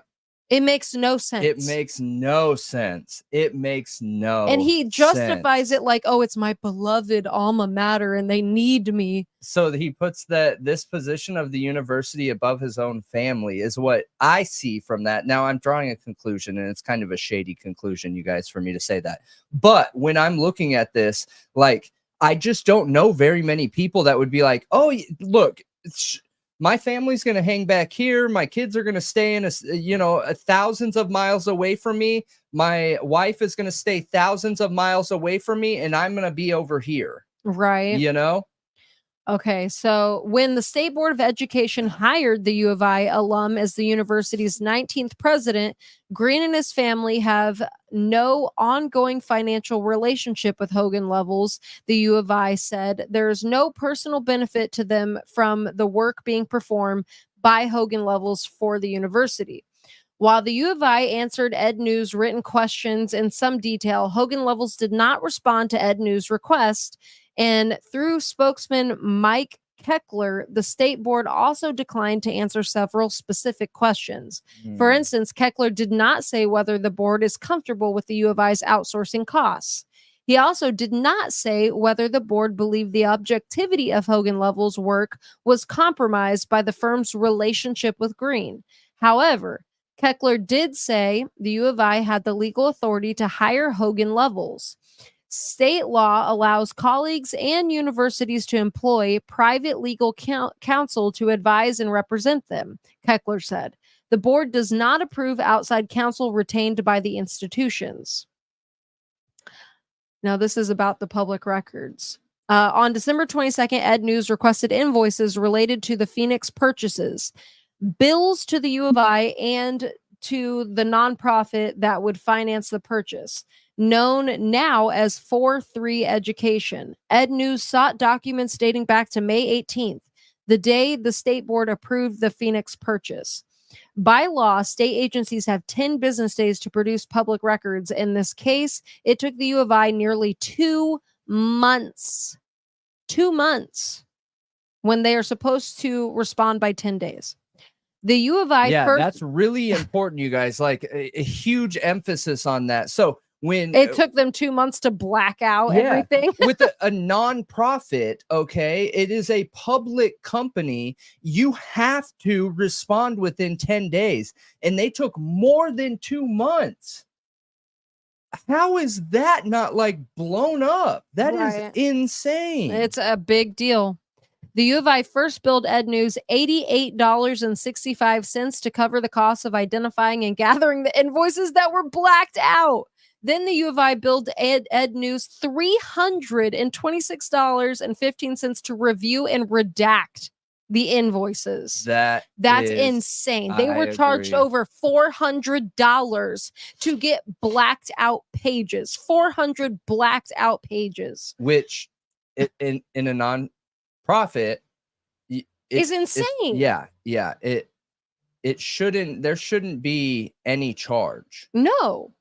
And if there is, it should be very minimal. Very minimal. I'm curious what that charge is for. Because the state sometimes, I know they charge by page clerks or some charge by page. Yeah. But is that like the standard cost? This is like $1 a page, essentially, by the end of it. Yeah. Which is insane. Right. Ed News received more than 400 pages of the U of I and 4.3 invoices on Wednesday, citing attorney-client privilege and trade secrets. The U of I released heavily redacted public documents. Trade secrets. Yeah, what does that even mean?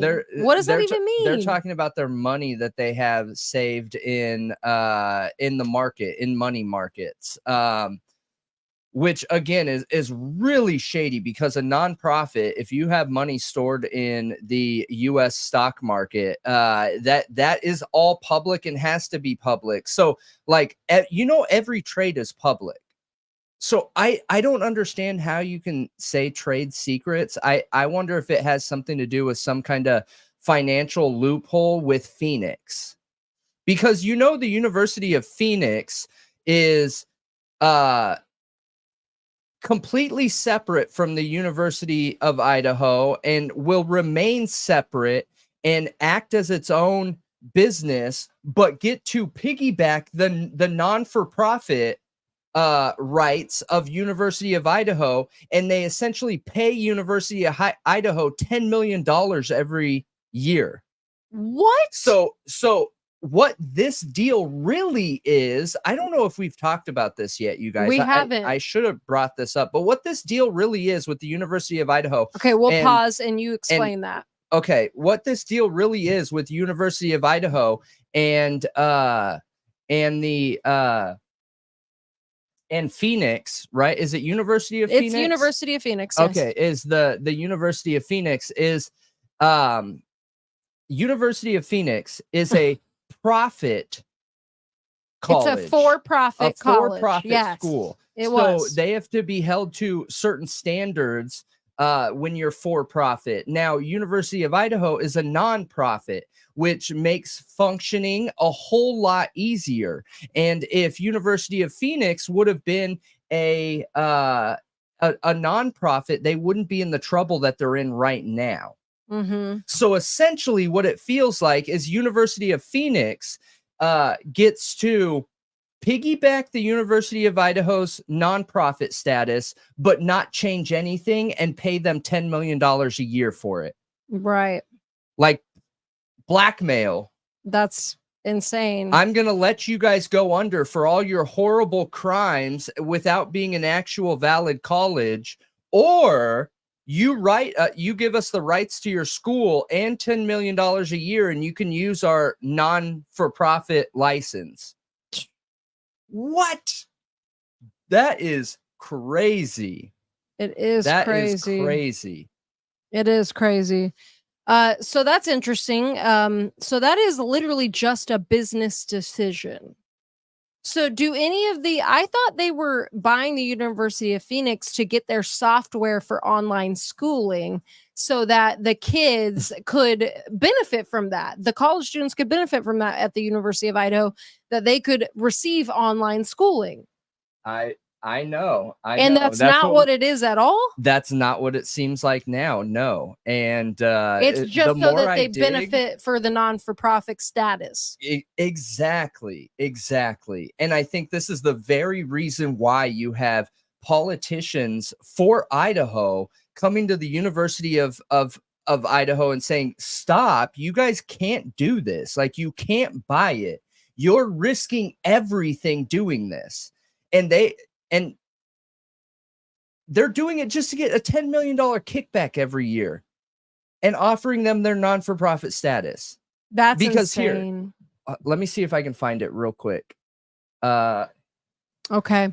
Yeah, this is really shady. What did Green benefit from becoming the president of the University of Idaho. Like, where's the benefit there? Is it some kind of prestige? Is it some kind of ego thing? Were things not working out for him with his family anymore? Like, okay. I wish I knew. The University of Idaho and the University of Phoenix intend will, with proper approvals, to affiliate with the goal of increasing access to all learners, improving capacity for supporting all learners, and helping all learners achieve their higher education goals. We continue to update. So our affiliation with the University of Phoenix will elevate our state. Oh man, this isn't the one I was looking at. It will help adult learners who are time and place bound, enhancing their education. It will provide, hang on. I'm going to have to find the one that I found earlier, you guys. The one that I was reading earlier says that the University of Phoenix and the University of Idaho will function as two separate companies, and there will be nothing that connects the two of them. Okay, are you sure it's not pulled up in one of these links right here? Positive. Oh, okay. All right, well, let's finish reading this real quick. Okay. Why? Okay. Is this where we were, right? Yeah. Yep. Okay. The public records. Okay. So, yeah, Ed News. Okay. Okay, trade secrets. Okay, we're at trade secrets. The Hogan Levels invoices were almost entirely blacked out, leaving little more than the date in the total cost. The U of I even redacted employees' billable hours and billing rates. This level of redaction is unusual. By comparison, the state board last week released a series of legal invoices stemming from an ongoing open meetings lawsuit. While redacted, these documents provided some information about billable hours and rates and some details of the scope of work. Where the money went. The Ed News records request isn't all-inclusive. It doesn't reflect all of the money the U of I spent on due diligence before the state board's May 18th vote. However, the Hogan Levels invoices do include billing dates back to March 13th, illustrating that the U of I brought in the firm early in the acquisition process. Early, huh? Yeah. Interesting. I wonder if they started looking at this purchase before Green was the university president. I'm curious about that too. The U of I's responses aren't current either, because it took nearly 2 months for the university to fulfill Ed News' request, and because the U of I says it's still outsourcing work to Hogan Levels and other vendors. While only a partial snapshot, the $10 million in invoices still far exceed the costs the U of I has publicly acknowledged. In a January interview with the Idaho Statesman, Green pegged the due diligence costs at $7 million. This was an early estimate covering the 2022 to 2023 fiscal year that ended June 30th, the U of I said Monday. The U of I spread its money around to multiple vendors. Ernst & Young, an international accounting firm based in Syracuse, New Jersey, has received at least $994,000. The largest line item, according to the invoices received by Ed News, went to financial due diligence. $994,000. What is financial due diligence? What does that mean? I mean, I think the whole point of that statement is that that's not a good enough explanation as to why you've given this firm $994,000. Almost $1 million. Almost $1 million. Yeah. Okay, so Reith Jones Advisors has received at least $714,000. Yeah, okay. The firm based in Columbus, Ohio, with a satellite office in Sun Valley, was amongst two firms hired to produce representations and closing conditions to mitigate any risks found, according to U of I frequently asked questions. Produce representations and closing conditions to mitigate any risks found. Okay. PFM, the U of I's financial advisors headquartered in Philadelphia, has received at least $580,000, which I think this is the one that Chris McDonough was actually talking about. Okay. It has, because I remember it being out of Pennsylvania, or no, Yeah, Philadelphia. I think so. PFM has advised, maybe I'm wrong though, has advised the U of I on past bond issues and assuming a similar role on the Phoenix purchase. Okay, maybe not. The Hawley Troxel, a Boise-based law firm, billed the U of I at an additional $152,000 in November, December. Like the Hogan Levels invoices, these documents were heavily redacted, obscuring billing hours and rates. The $152,000 is on top of work that Hawley Troxel did on the front end. The U of I has long cited a June memo from the firm addressing the legality of the university's plan to finance the Phoenix purchase through an affiliated nonprofit. Hawley Troxel said the Phoenix-related work resulting in a big increase in its U of I billings in 2023. Okay, but all of these costs pale in comparison to what the U of I has paid Hogan Levels, Green's previous employer. Yeah, and that's massive. And they go into this trying to make it seem like we raised this concern and it's not a big deal. Are you serious? This is a big deal. Are they really expecting people to be that blind that you think, we don't even need to use his name, but when you go from one job to another and that job immediately partners with the previous, like, what are you talking about? Obviously, there's a conflict of interest there. Mm-hmm. That is not okay. That's not acceptable. I agree. What does this, where is all this money coming from? You know what's funny is in the billables, University of Idaho has said that, the Rona took a hit out of them and they were worried about their financials. But then you look at where they pulled all the money together to buy the University of Phoenix, and it seems like they had like $500 million at their beck and call just to be able to pull out of bonds. Since when do educational institutions ever have that much money on hand to pay for anything? Dude, if you have bonds upwards of $500 million, you're not in trouble. Not at all. So not at all. I don't even know what to say when it comes to that. Literally nothing to say. It doesn't make sense. It doesn't add up.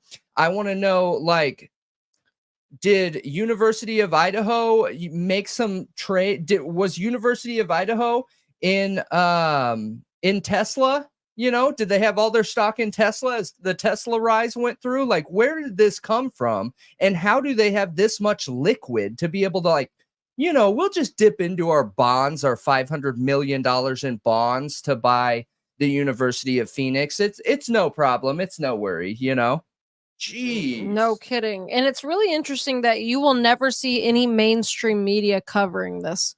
No, yeah. Never. Why Hogan Levels? The decision to hire Hogan Levels was made not by Green, but by legal counsel, the U of I said Monday. But Green directed U of I general counsel to attorneys on Hogan Levels staff. Okay, right. Okay. Yeah, it wasn't Green. Green didn't pick them, just a law firm all the way across the country, that just happens to be his ex-employer. The U of I vigorously defends the hiring decision. The university could have selected a different firm, the U of I said Monday. However, Scott Green has managed some of the largest and most successful law firms in the country. His knowledge of the legal profession in this area is second to none. There is no question that his goal is what is best for the University of Idaho, and no reason to question that his recommendation of the Hogan Levels firm puts the best interest of U of I first. The U of I also paints Hogan Levels as uniquely qualified to consult on the Phoenix purchase. On its Phoenix fact page, the U of I touts Hogan Levels' experience in acquisitions, education law, and income tax law. In written responses to Ed News, the U of I said the firm also is a national leader in issues relating to the U.S. Department of Education. Very interesting. Green's time at Hogan Lovells. Before returning to his alma mater in July 2019, Green spent 4.5 years at Hogan Lovells' New York office as the firm's global chief operating and financial officer. The high-ranking position made Green something of an anomaly. Now a university president with no background in academia, he was at the time the first non-lawyer to run a firm on the American Lawyer 100 list, which ranks the nation's 100 highest-grossing law firms. Green oversaw more than 3,000 employees in 30 nations and ran Hogan Lovells' global operations, finance, technology, and conflicts functions, according to his biography on the U of I's webpage. Like Green's U of I roots, his undergraduate education in the early 80s, his time as the U of I student body president, Green's business background is woven into his public persona. Supporters of the Phoenix deal invariably point to Green's Harvard MBA and his career in global finance. He's so prestigious. In an Ada County courtroom in January, Green talked about his transition from Hogan Lovells' boardroom to the administration building at his alma mater. "I'm lucky," said Green, testifying during the civil trial, challenging the state board's closed-door Phoenix meetings. "I'm from here. I plan to retire here. I left a job I loved and took a job I love even more." Proper due diligence. While many details of the work remains under wraps, U of I and state board officials have defended the importance of outsourcing. President Green and his staff went to great lengths to ensure proper due diligence of this proposed transaction. Then State Board President Kurt Leibich said in a May 23rd guest opinion. The guest opinion cited Ernst & Young and Holly Troxell, but it made no mention of Hogan Lovells, even though the U of I was already on the hook for several $1 million of work with the firm. That non-mention was not an attempt to cover up Hogan Lovells' works, Keckler said. Ernst & Young is a national brand. Holly Troxell is a statewide brand, he said. Both were cited in the guest opinion because of their name recognition as examples of experts used to vet the proposal. So, who pays these bills? That's another question surrounding the U of I's courtship of Phoenix, and the U of I has sent mixed signals. On its fact page, the U of I says it will reimburse itself from revenue streams emanating from the University of Phoenix. But this assumes that the Phoenix acquisition is indeed a moneymaker. U of I officials have said they expect to collect $10 million a year from Phoenix, and have said they expect revenues to grow over time. But they have also acknowledged the university could be on the hook for $10 million a year in loan payments. Right. On Monday, in its response to Ed News, the U of I laid out a different plan for the outsourced costs. These costs will be folded into $685 million in financing. However, this plan makes its own assumption. It assumes that the U of I and Phoenix actually close a deal and the clock is ticking. If a deal isn't done by May 31st, either party could opt out. Court appeals have put financing on ice. If 4-3 can't start marketing bonds by May 1st, the purchase of the University of Phoenix will be delayed and likely undone entirely. U of I General Counsel Kent Nelson said in a court filing. So if the Phoenix sale falls through, the U of I could be on the hook for the bills it has already paid and other bills that follow. In the event the transaction does not close, the university will use reserves from sources other than general fund dollars to bear the unreimbursed costs, the U of I said Monday. How insane is that? This is absolutely insane. I don't want to look at that. I agree. This is absolutely insane. And I don't understand how. I have no idea how we haven't heard about this already. Like, you guys, if these kind of behaviors were being done on the U.S. stock market, there would be an investigation immediately. Now, you know, it's possible no one could get charged because it's a who knows who system. I get that. But there is something fraudulent here, okay? This is not standard operating behaviors. This is not what you see standard in corporate America. You know, if I know if I could claim that I know the least about corporate American companies, it's going to be school, university, non-for-profits kind of understand, but universities and how those function are way outside of anything I have any experience or knowledge in. Well, so I don't know what it means they can get away with. I don't know what the benefits are. I don't know much of anything. I just don't understand really, and I need to dig. But yeah, I think you should look into it. Okay. No, there's something up here, and I think you should definitely look into it. But Elliot said, issuing bonds is a very common method of fundraising for universities to raise capital for projects, renovations. Why are you doing that?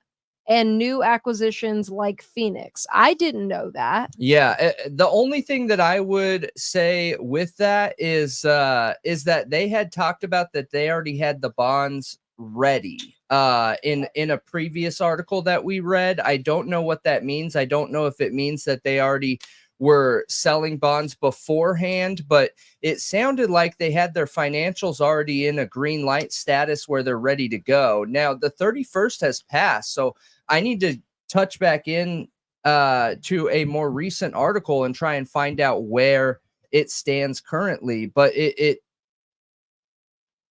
there's issues here, you know. Is this part of the reason why we're seeing so many really horrible stories coming out of Moscow, Idaho right now, where you know, students aren't being managed properly, and teachers are getting, you know, the freedom to abuse their athletes, like the volleyball coach or whatever with the volleyball team, or the story we just read yesterday where you know, they aren't going to arrest a student? Is it all because they're trying to control the image of the university to make it seem like this university is something other than what it actually is, right? And to keep heat off this university so that they don't have anybody looking into the financials, looking into this, looking into that, looking into other? Because in my opinion, everything that I've seen come out of this university so far when it comes to financial management is twisted, is flawed, is like,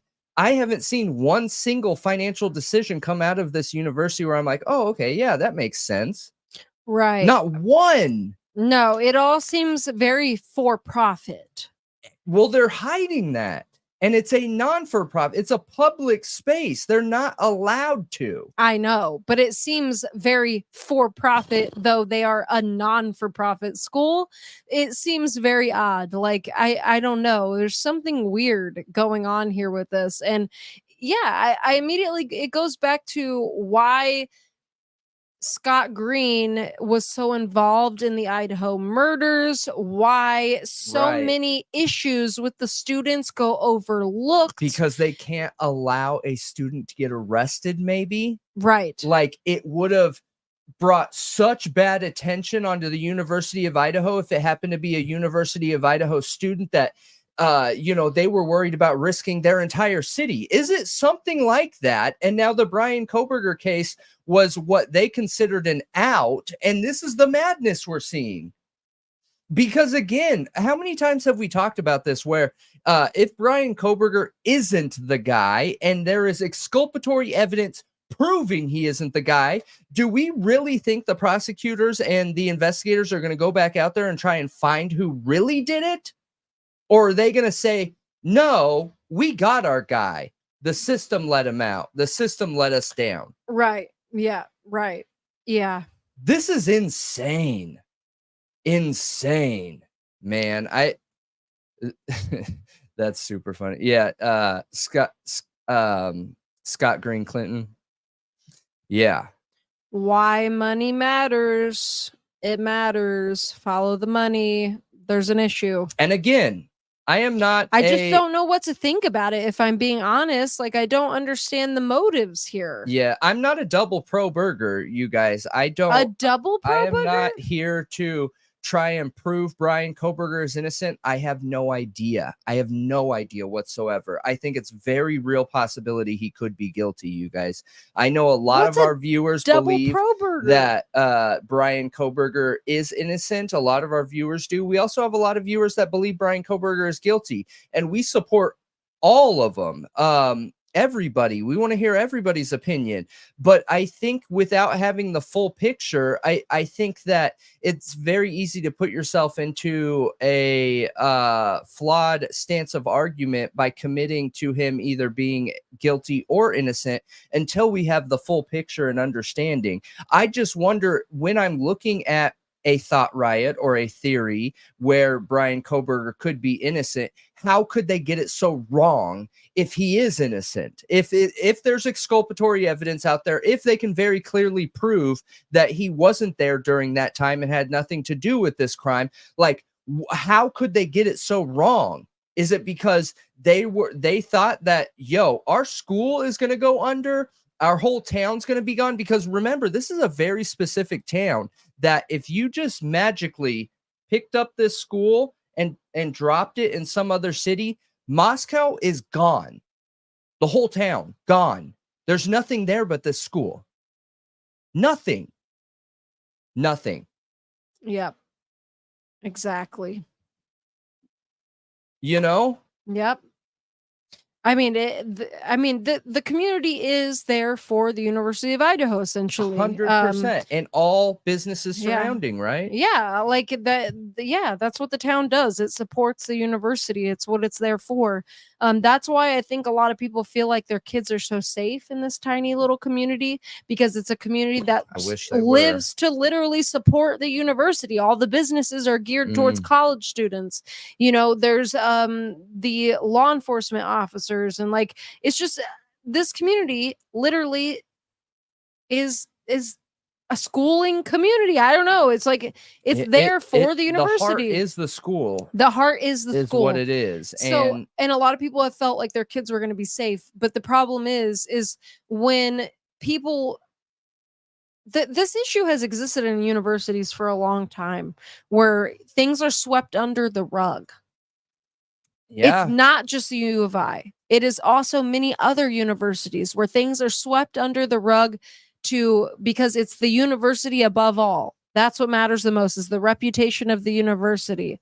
There's many other cases we could talk about. Where things went, but there's a lot in unchecked for a long time. College. But there's this college is bad. Like, it's real bad. It seems like there are just some very, very, very questionable situations and circumstances in this college where we've seen quite a few lives lost and quite a few unacceptable outcomes of investigations for those lives being lost. And it's just, everything here is a very strange situation. You know, you have Idaho, that the embodiment of Idaho is this conservative idea, right? And that's like their people, this conservative area next to this crazy West Coast, you know, and they appreciate and embody who they are in this conservative lifestyle. But then you have someone like Green, who comes over to Idaho from New York, leaving his family in New York and not bringing any, from what seems like, conservative ideals or support to what Idaho has going on here. Now, from everything I'm seeing, as long as Scott Green has been there, it has been madness with these situations. So, like, where is the corruption, right? Is it from the top down? Do teachers and coaches know that they get a pass because it's all about money? You know what I mean? And it even talked about, when Scott Green was hired there, that he is an uncommon choice for a college. An uncommon choice. Yeah. For a college. He is very uncommon. So he had no background in academia at all. It's been said many, many times. Right. It doesn't really make sense why he's the U of I president. I agree. It doesn't make much sense. I don't understand it. I just don't know why he made the choice. Even reading his book, it doesn't really explain it for me. Yeah. Yeah. It's really odd. I agree. I agree with you. But I'm curious what you we're gonna guys dig in some more. think sure. about this. Yeah, we need to dig in more clearly. Curious what you guys This is just another article that's talking about it in a different way. University of Idaho refuses to release reports on financials. You're not allowed to. You're not allowed to refuse. No, you're not. You're a publicly owned school. They are not allowed to refuse to release their financials. It's really bizarre. They're talking tens of millions of dollars. Well, why don't you share that? It's short. We don't have to read the whole thing. We'll get into it tomorrow. Okay. Once we have more details around it and everything. But it's insane. It is absolutely crazy. Absolutely crazy. Hang on here.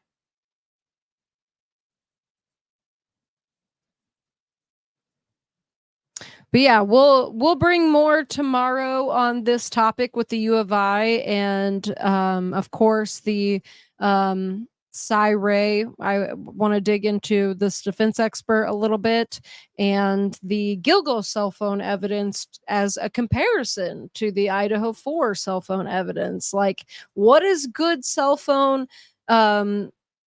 tracking, locating even look like? Right. Like, what is a good cast report? Like, Yeah. what does it look like once it's finished? What is the finished product? Mm-hmm. What do they get from that? What do they Right. use? Like, it seems really solid in the probable cause affidavit from Rex Heuermann's case. So we'll talk about that all tomorrow. Again, you guys, we are on all social media platforms: Facebook, Twitter, Discord, literally all of them, all the podcast platforms, including the major ones, Apple, Spotify. So leave us a review, give us a like, hit the like button. Yeah, follow, subscribe, do all the things, all the podcast things. And remember, we are driven by you guys. That includes topics, that includes promoting, that includes everything. So, share your family and friends about Thought Riot Podcast. Let them know that we want to know about their favorite true crime story out there, and to help Thought Riot Podcast continue to expand to at one point become a full-time news source. We depend on you guys out there to share and spread that word, because you guys are awesome. And even against all odds of people trying to make sure these videos aren't being seen and aren't being spread and aren't being shared, you guys are continuing to make it happen. So great work, you guys. You guys are awesome, and we appreciate all of you. And I just realized doing what you're doing. I just realized we forgot to touch on Rachel Morin, so we will do that tomorrow too. Like, it's meant to be quick anyway. It's not supposed to be like a deep dive. We've deep dived it before. It's just to keep awareness out there and everything. So we'll touch on that because it's a case that shouldn't be forgotten. Like, this young mom's murderer is still out on the loose, and he's super dangerous. So and her family needs justice. So other than that, I mean, Twitter. I'm trying to be very active on Twitter, post updates, post current news, anything like that. If you guys haven't checked it out, definitely come do that. I never really liked Twitter, but I'm starting to kind of like it. Kind of enjoy it. So definitely come check us out over there. And yeah, that's it. Yes. And for everybody else, we have, again, a couple thousand people total on tonight. But the majority of you I don't know if there's like it's because of language differences or what it is, because we have such a heavily international viewership. But if you want to join in the chat, you guys, you can come join in at YouTube. So youtube.com and then search Thought Riot Podcast. For everybody else, also, we are posting the Discord invite link in the YouTube chat right now. So anybody on YouTube, you can see it there, and I will be sure to copy and paste it into all the other social media on this video as well. So yeah, just keep an eye out for that, and we will get that going. And hang on one second. Oh no. What? There's an Amber Alert. And the little it's a okay, so you guys just look it up. 2-year-old Legend Torres abducted from San Marcos, Texas on April 27th. Today. Where is that at? Today. So I can pull that up real quick. It's on Twitter.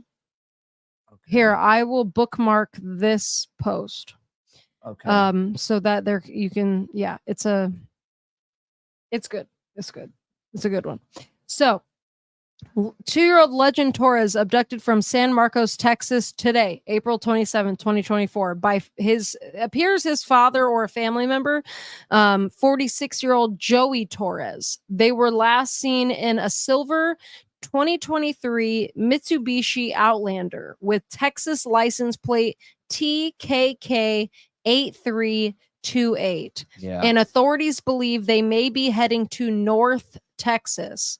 The public is urged to report any sightings of the vehicle immediately. The child is believed to be in grave danger. Yes. And yes, we did get a super chat. All right. We appreciate you. Yes. Thank you, ZJ. Absolutely. Make yeah. the CIA great. Yes. I don't know all the details around this, you guys, but, you know, of course, if you see something, say something, pay attention, especially if you're in Texas or the surrounding areas. All right. What do we got here? I forgot we had a poll open. Look at his little face. He's so cute.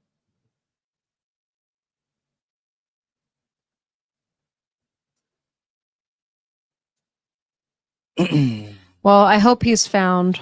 I hope that everything will be okay.